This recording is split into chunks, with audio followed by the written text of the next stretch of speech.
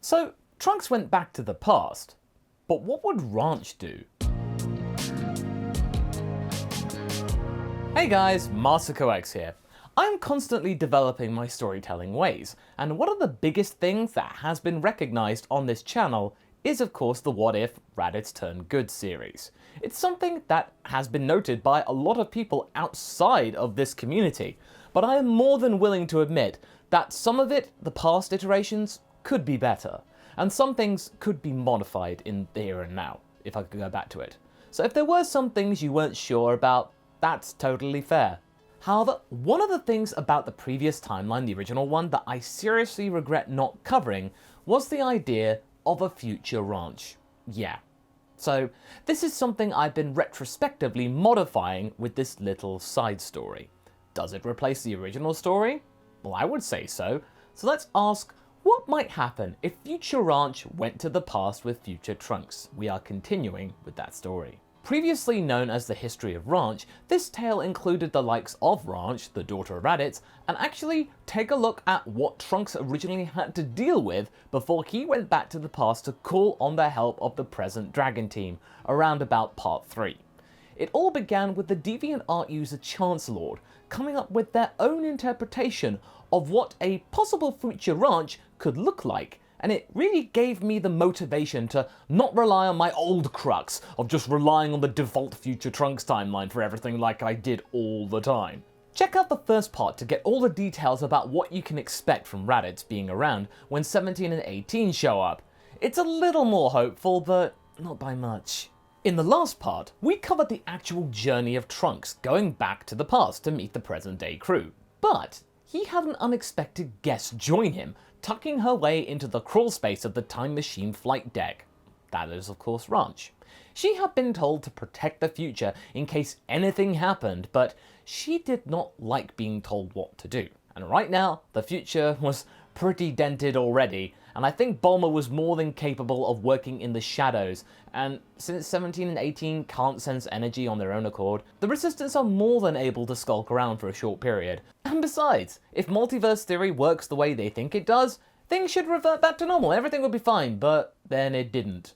Oh well, with Ranch there, it added a little bit of peril, and in a way, it sort of solidified Blonde Launch's desire to keep on dating Raditz and for Raditz to stick around planet Earth, knowing that the two of them stood together in times of hardship.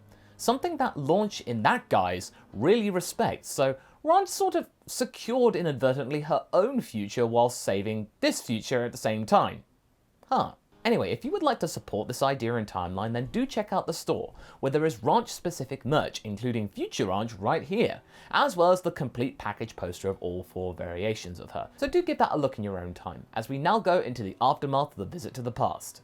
Now, according to the History of Trunks special, aka Story of Trunks, there is a gap of around 8 months or so, from when Trunks originally returned to the future having delivered his message and then came back again to see what he had meddled with had actually yielded any change in the fate for the present Dragon Team. That is most likely down to the amount of time that it would possibly take to synthesize enough fuel for one round trip back to the past, or at least recharging the time machine in of itself. Some people reckon Trunks just immediately went to the time 3 years later in the present timeline, but given what we know in Super, it's very hard to create the fuel, and so 8 months sounds about right given the restricted resources in the future.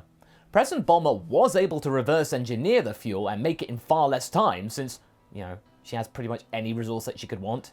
Yeah, there is 8 months to work with here, so what happens? Well, all we can do here is infer.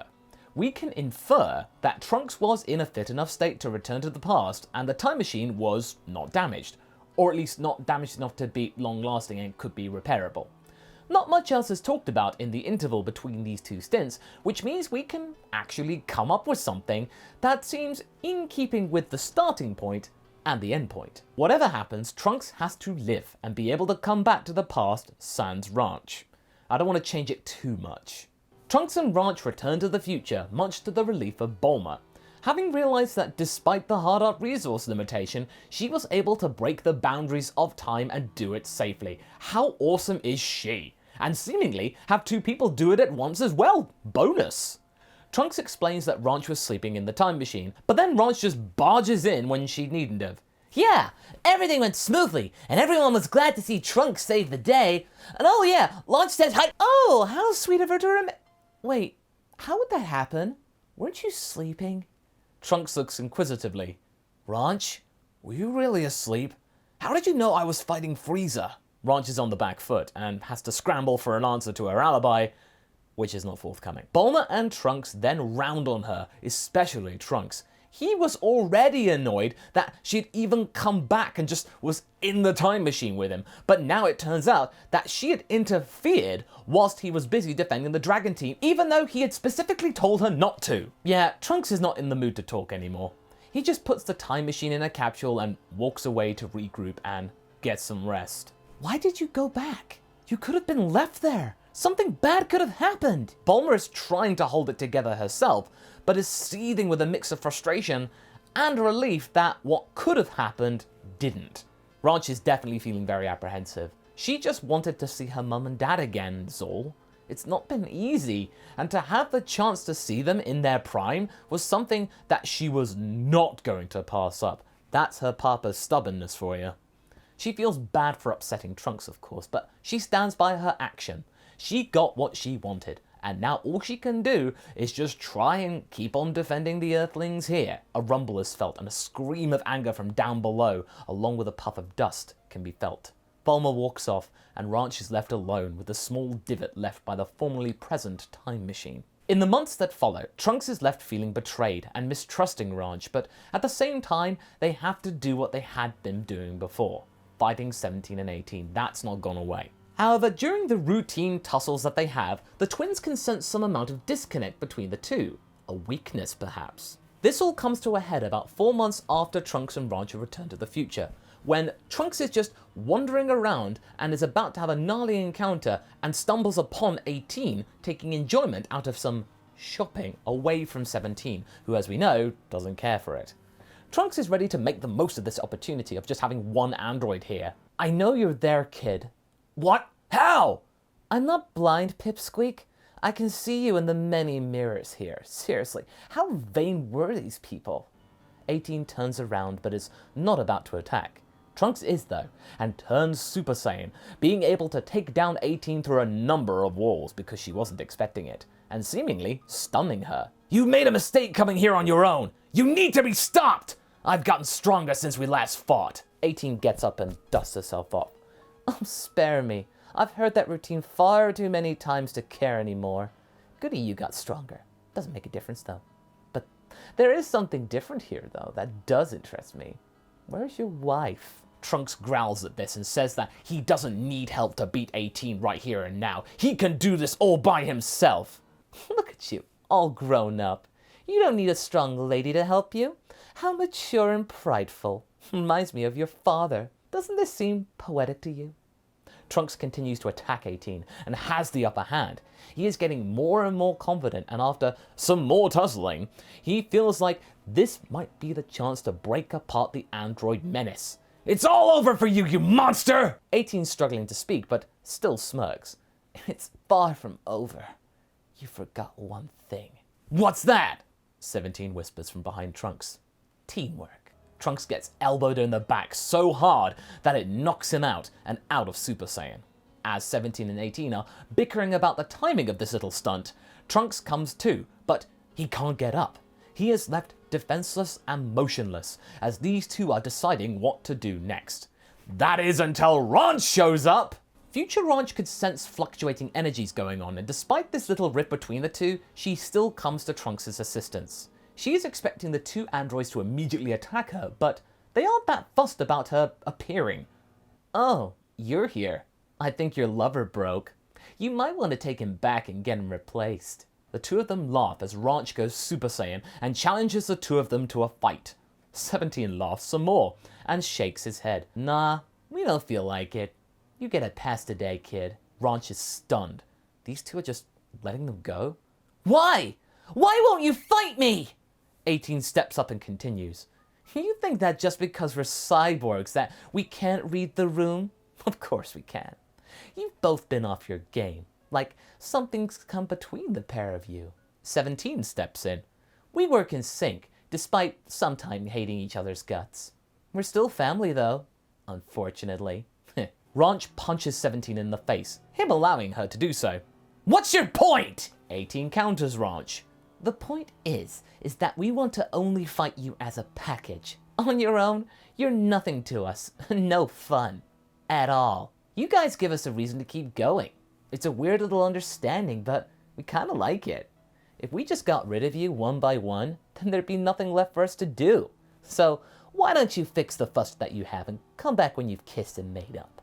Later, 17 flies off, as does 18, but not before kicking Trunks one more time in the stomach. When Ranch brings Trunks back to recover, they silently put their spat aside and realize that they cannot let this petty squabble risk the planet's future anymore. As Trunks rests up, Ranch assists Bulma in gathering material to refuel the time machine again, and Ranch promises her partner that she will stay in the future this time, because there is no telling for sure that 17 and 18 were being genuine in what they said. They don't know how time works as well. They could change their mind at any moment. Now when Trunks gets ready to leave again, Ranch promises to be here when he gets back, and thanks to how time works, the time machine just disappears in the sky and reappears again seconds later. Trunks has changed. Ranch is surprised to see him taller and bulkier, as well as being actually attracted even more. Not to mention he's much stronger. Trunks then notices that Ranch hasn't changed at all. What happened?